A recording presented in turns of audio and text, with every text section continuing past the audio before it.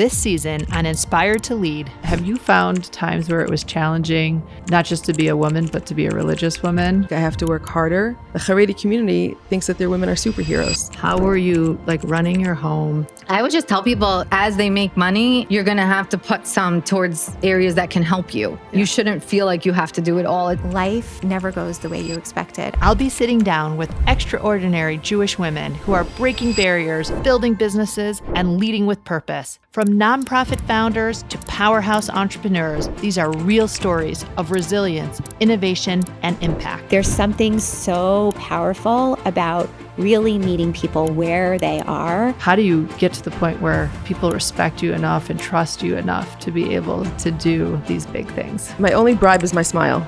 Everyone always says, how do I get my first clients? Unless it's a no, it's not a no. I'm Talia Mashiach, and I can't wait to share these conversations with you. Inspired to Lead is brought to you by Roth & Co. Subscribe wherever you get your podcasts and watch the full episodes on YouTube.